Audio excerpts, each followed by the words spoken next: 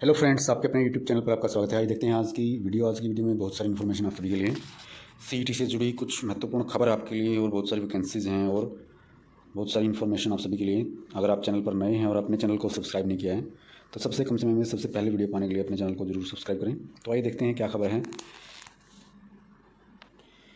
तो देखिए, यहाँ पर जो सीईटी है, हरियाणा सरकार का जो ग्रुप सी और डी का प्लान है, एक जो भर्तियाँ हैं उनको पूरा करने के लिए, उसमें जो हाई कोर्ट के अंदर सीईटी पर जो केस किया गया है वो तकनीकी पदों के लिए कि जो सीईटी है वो अलग से लिया जाए उनके लिए। हरियाणा सरकार के ग्रुप सी डी पदों की जो सीईटी की पॉलिसी को हाई कोर्ट के अंदर जो चुनौती है वो दी गई है।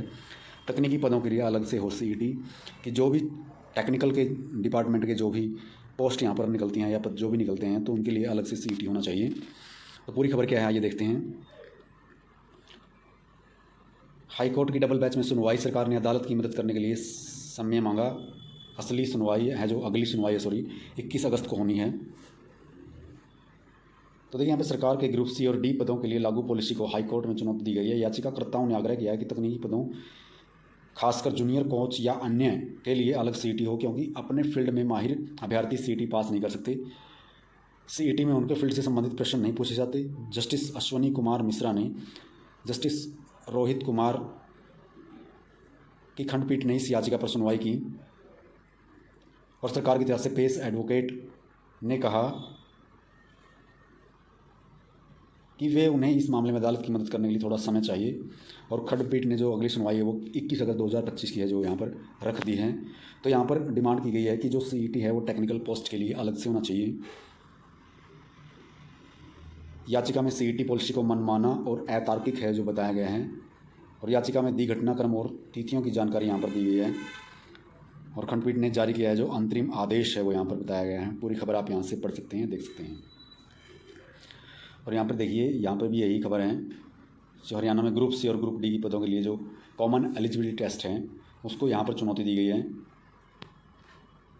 और ये यहाँ पर जो जितने भी डिपार्टमेंट हैं, चाहे वो बिजली विभाग है, स्वास्थ्य विभाग है, कृषि विभाग है, सभी के लिए यहाँ पर जो टेक्निकल पद हैं यहाँ पर उनके लिए यहाँ पर बोला गया है कि अलग से उनका जो सीईटी है वो उसका आयोजन करवाया जाए। और 21 अगस्त इसकी जो लास्ट अगली जो डेट है वो रखी गई है। और देखिए, जो यहाँ पर हरियाणा के मुख्यमंत्री ने जो ITI के जो इंस्ट्रक्टर हैं यानी कि 165 पद हैं यहाँ पर, उनकी जो वेटिंग लिस्ट है वो जारी करने की जो मंजूरी है वो दे दी है।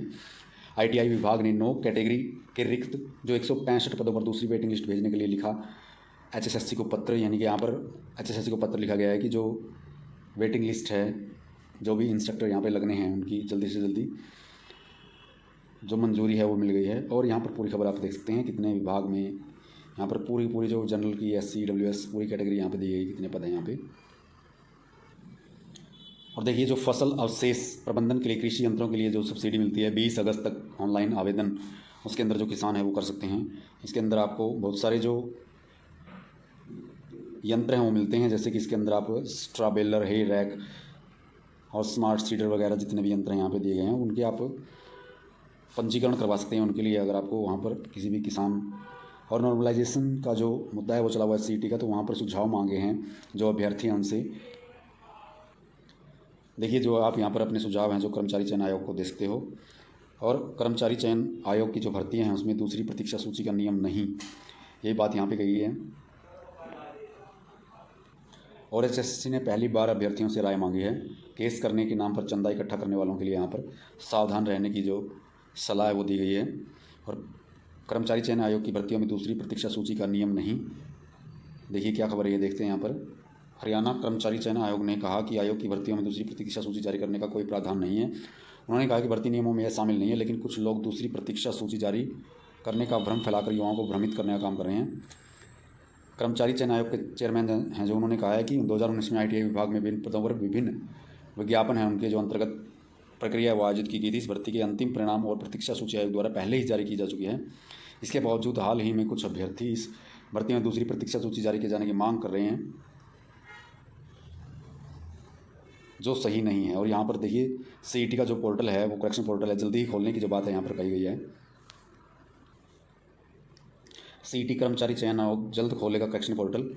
और यहाँ पर चेयरमैन हिम्मत सिंह ने कहा है कि आयोग जल्द ही करेक्शन पोर्टल है जो खोलेगा। उन्होंने बताया ग्रुप सी पदों को भरने के लिए जो सीईटी की परीक्षा है वो होने के बाद अब आयोग करेक्शन पोर्टल खोलने जा रहा है। हिम्मत सिंह ने कहा कि शुक्रवार को एक्स पर पोस्ट कर इनकी जानकारी दी गई। अभ्यर्थियों को अपने सभी दस्तावेज व सर्टिफिकेट पहले ही सलाह दी गई है कि तैयार रखें, और ताकि वे पोर्टल खुलते ही अपलोड करने का जो काम है वो जल्दी से जल्दी कर सकते हैं।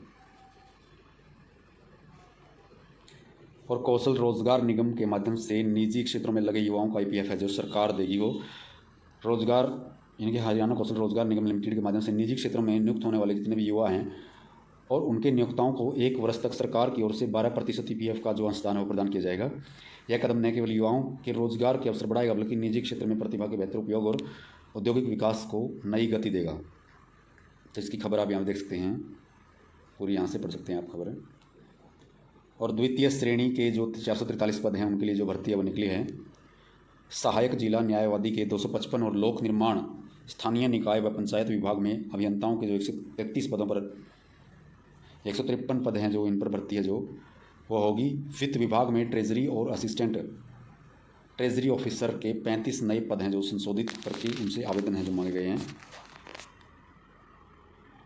तो देखिए यहाँ पर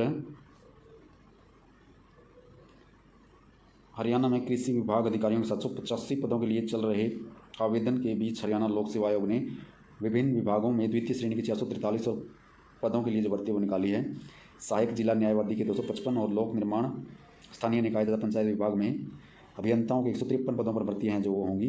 इसी तरह वित्त विभाग में 13 अप्रैल 2023 को निकली ट्रेजरी ऑफिसर और असिस्टेंट ट्रेजरी ऑफिसर के 35 पदों की भर्ती संशोधित नियमों के अनुसार फिर से वो आवेदन है उसके अंदर मांगे गए हैं। पूरी खबर आप यहाँ से देखते हैं। ऐसी वीडियो पाने के लिए अपने चैनल को जरूर सब्सक्राइब करें। Thanks to all.